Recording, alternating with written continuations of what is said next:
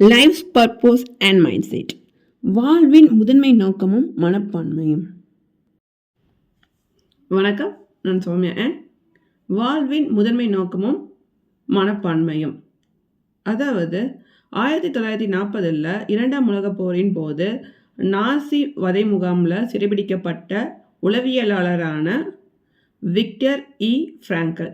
இவர் வாழ்க்கையோட முதன்மை நோக்கம் மற்றும் மனப்பான்மை இதை பற்றி அங்கு இருக்கக்கூடிய மக்கள் அனுபவித்த சித்திரவதை, இந்த வதைகளில் இருந்து அவர்கள் என்ன வாழ்க்கையில் கற்றுக்கொண்டனர், அதை எப்படி அவர்கள் செயல்படுத்தினர், அதன் மூலமாக தங்களுடைய வாழ்க்கையோட பொருளை உணர்ந்து அவர்கள் அந்த பாதிப்புகளில் இருந்து மீண்டு எழுவதற்கு என்னென்ன மாதிரியான ஆக்கக்கூறுகள் அவர்களுடைய மனதில் ஏற்பட்டது, அது எந்த சூழலில் அவர்களை பாதுகாத்தது, குறிப்பாக உடல் வலிமையான நபர்களை காட்டிலும் மனதளவில் வலிமை வாய்ந்த பிரச்சனைகளை எதிர்கொள்ளக்கூடிய தாங்கக்கூடிய ஒரு சக்தி படைத்த நபர்கள் உயிர் பிழைத்தனர் மற்றவர்களை காட்டிலும்.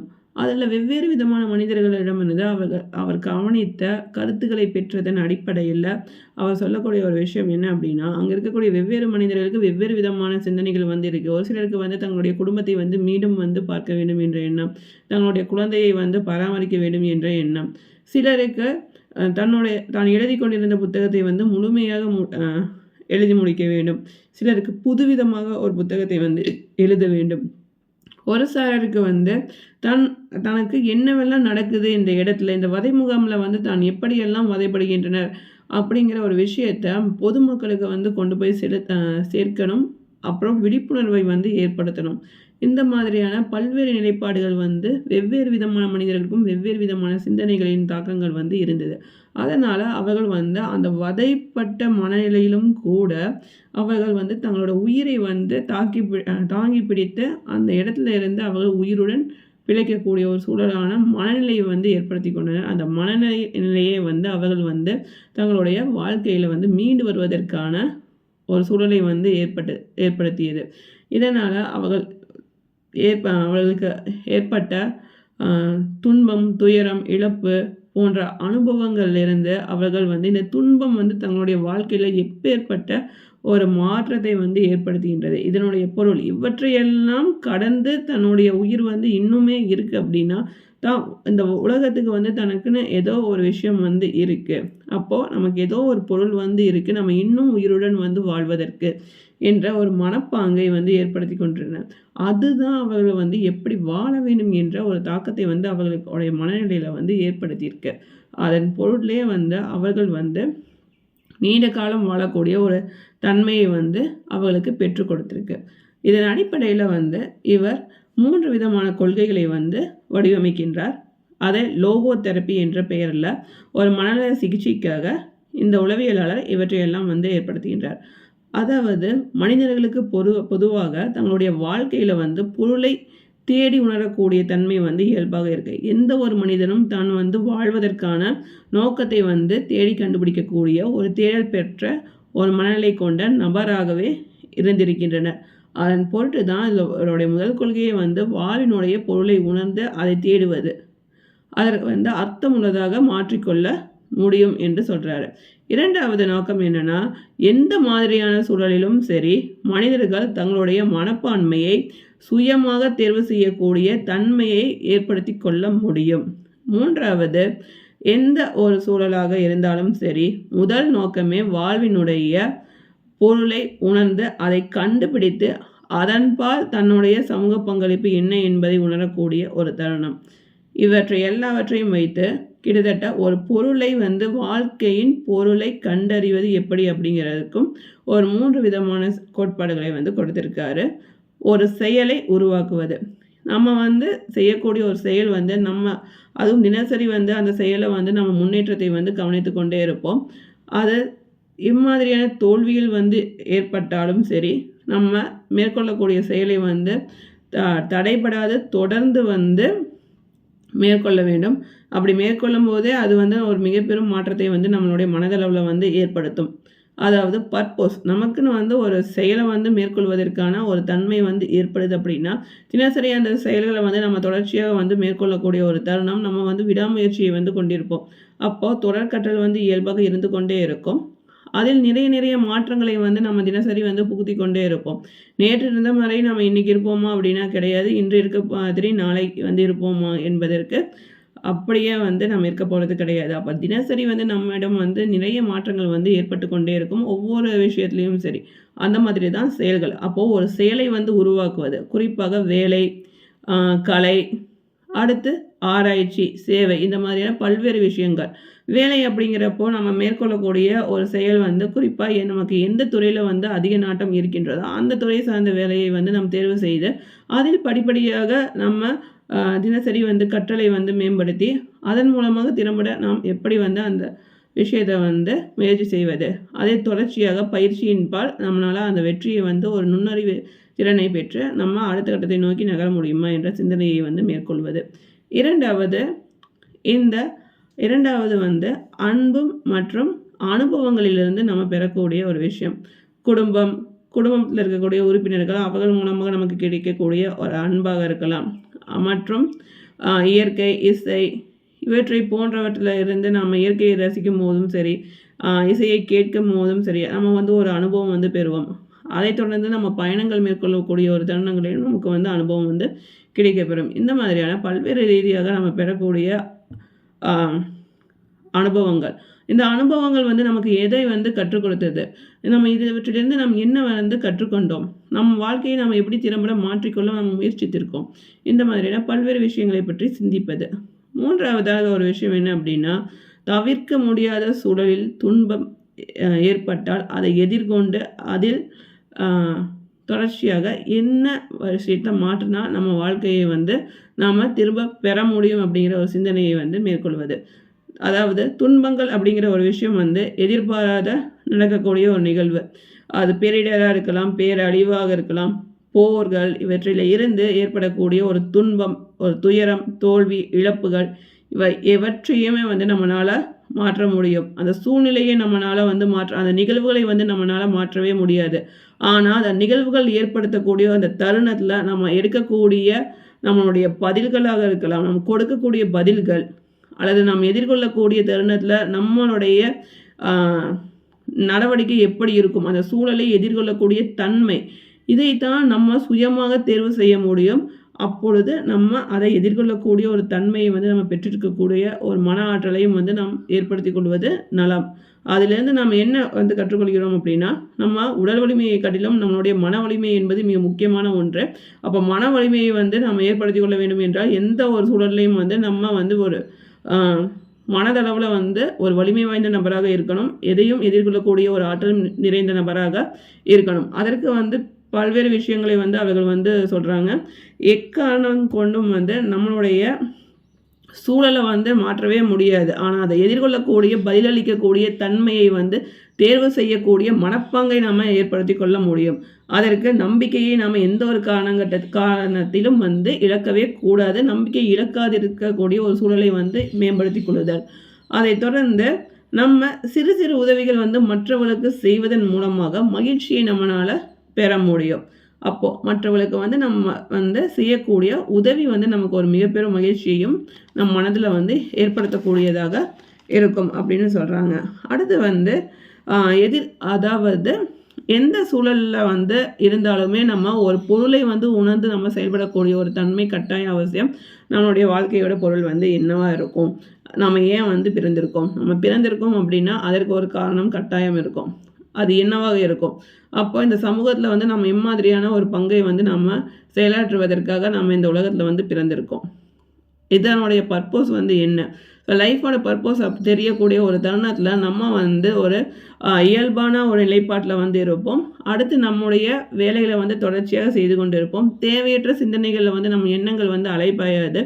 அதனால் நம்ம சீராக செயலாற்ற முடியும் அப்படிங்கிற கருத்தையும் வந்து முன்வைக்கின்றனர். அதை தொடர்ந்து வந்து இந்த துன்பம் வந்து நமக்கு வந்திருக்கு அப்படின்னா இந்த துன்பத்துலேருந்து நம்ம எதை வந்து மாற்றத்தை வந்து ஏற்படுத்தணும் அப்படின்னா ஒரு சீர்திருத்த முயற்சியை வந்து நம்ம ஏற்படுத்தினோம் என்றால் நம்ம வந்து ஒரு இன்பமயமான வாழ்க்கையை நோக்கி நகர்வ முடியும்.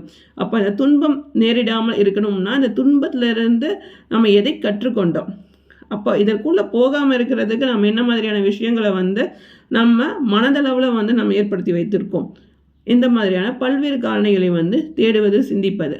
அப்போது இதை எல்லாமே வந்து சரிவர உற்று நோக்கக்கூடிய ஒரு தன்மையில் ஒரு நபருக்கு வந்து எப்படி வாழ வேண்டும் என்ற ஒரு எண்ணம் வந்து தங்களுடைய வாழ்க்கையில் ஏன் உயிர் வாழ வேண்டும் என்ற எண்ணம் எப்படி தன்னுடைய வாழ்க்கையை வாழ வேண்டும் என்ற எண்ணத்தை வந்து ஏற்படுத்தி கொடுக்கும். எப்படி வேண்டுமானாலும் வாழக்கூடிய ஒரு எண்ணம் கிடையாது.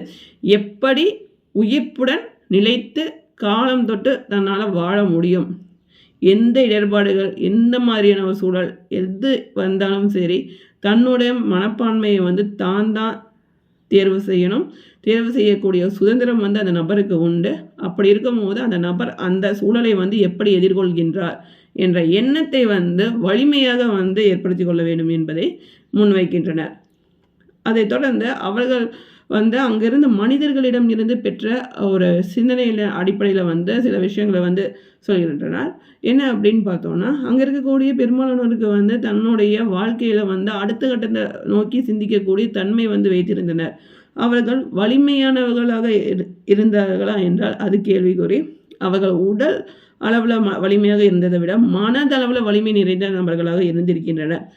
அங்கே இருக்கக்கூடிய பல்வேறு வதைகளுக்கும் துன்பங்களுக்கும் துயரங்களுக்கும் உட்படுத்தப்பட்டும் கூட அவர்களுக்கு வந்து தங்களுக்கு நடந்த ஒரு விஷயத்தை வந்து ஒரு சமூகத்தில் வந்து தெரிவிக்கக்கூடிய ஒரு சூழலை வந்து அதற்கான மனநிலையை வந்து அவர்கள் பெற்றிருக்கின்றனர். தனக்கு என்ன நடக்குது ஏது நடக்குது அப்படிங்கிறத தன் குடும்பத்தில் இருக்கக்கூடிய நபராக இருக்கலாம் அல்லது வெளி உலகத்திற்கு வந்து அவர்கள் வந்து தெரிவிக்க வேண்டும். அது தொடர்பாக வந்து புத்தகத்தை வந்து வெளியிட வேண்டும், எழுத வேண்டும் என்ற எண்ணம் எல்லாம் அவர்கள் வைத்திருந்திருக்கின்றனர்.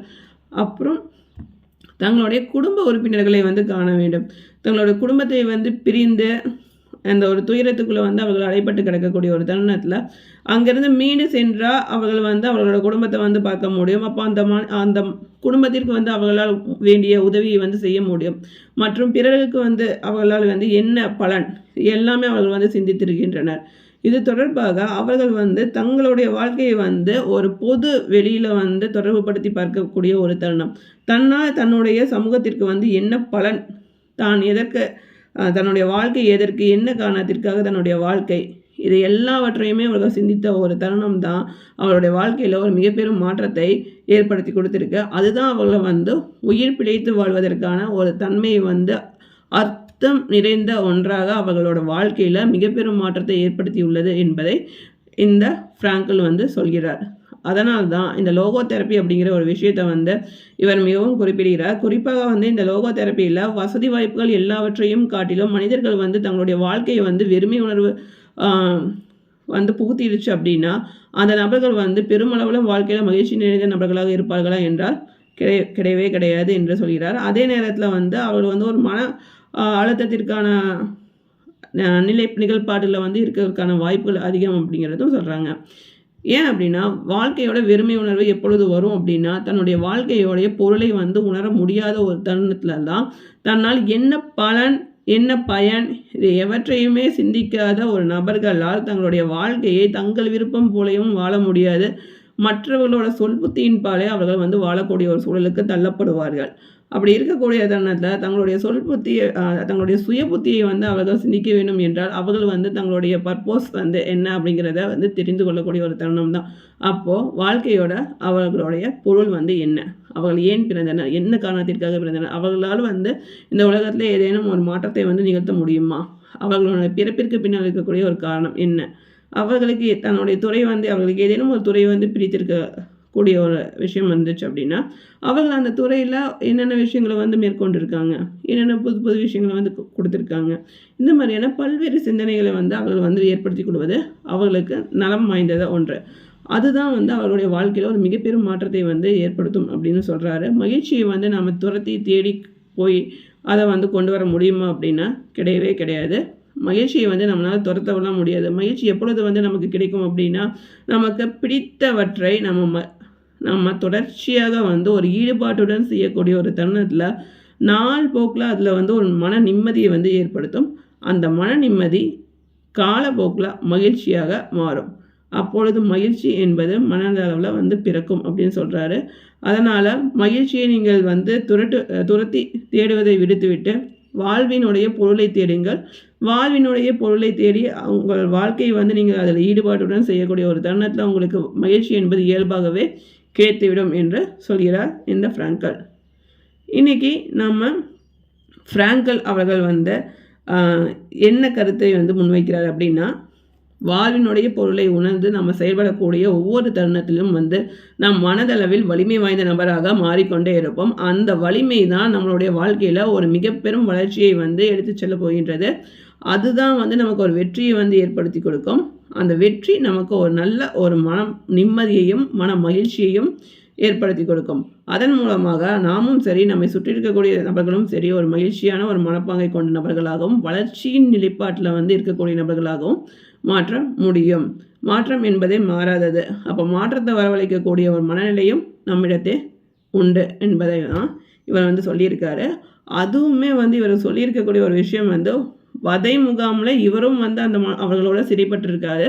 அப்படி சிறைப்பட்டிருக்கக்கூடிய காலகட்டத்தில் அங்கே இருக்கக்கூடிய மக்கள் வந்து எம்மாதிரியான மனதளவில் வந்து மாற்றத்தை ஏற்படுத்தி அதில் இருந்து மீண்டெழுவதற்கான தங்களுடைய முயற்சியை வந்து மேற்கொண்டனர். எத்தனை பேர் வந்து மீண்டெழுந்தனர், அதற்கு பின்னால் இருந்த காரணங்கள் என்ன அப்படிங்கிறத அந்த லோகோ தெரப்பி அப்படிங்கிற ஒரு விஷயத்தில் வந்து நமக்கு குறிப்பிட்டிருக்கார். வெறுமை உணர்வு என்பதை விடுத்து எப்பொழுது நாம் பொருளை தேடுகின்றோமோ, வாழ்க்கையின் பொருளை தேடுகின்றோமோ, அப்பொழுது நம்முடைய வாழ்க்கை ஆரம்பிக்கின்றது. அது நமக்கு மன மகிழ்ச்சியையும் மன நிம்மதியும் காலப்போக்கில் கட்டாயம் ஏற்படுத்தும் என்ற விஷயத்தை வந்து இவர் வெளிப்படையாக கூறுகின்றார். ஓகே, இன்றைக்கி நம்ம வாழ்வின் முதன்மை நோக்கமான வாழ்வின் பொருளை கண்டறிவது எப்படி அப்படிங்கிற ஒரு விஷயமும் அது தொடர்பான தகவல்களையும் பற்றி நம்ம தெரிந்து கொண்டோம். அடுத்து நம்ம வேறு ஒரு டாபிக் பற்றி நெக்ஸ்ட் வீடியோவில் டிஸ்கஸ் பண்ணுவோம். நீங்கள் இது வரைக்கும் சேனலுக்கு சப்ஸ்கிரைப் பண்ணி மறக்காம சேனலுக்கு சப்ஸ்கிரைப் பண்ணி நோட்டிஃபிகேஷன் பெல் ஐக்கான் கிளிக் பண்ண மறக்காதீங்க. இந்த வீடியோ பிடிச்சிருந்தா லைக் பண்ணுங்கள், யாருக்கு யூஸ்ஃபுல்லாக இருக்குமோ அவங்களுக்கு ஷேர் பண்ணுங்கள். அடுத்த காணொலியில் சந்திக்கும் வரை உங்களிடமிருந்து விடைபெறுவது Soumya and bye. Thanks for வாட்சிங்.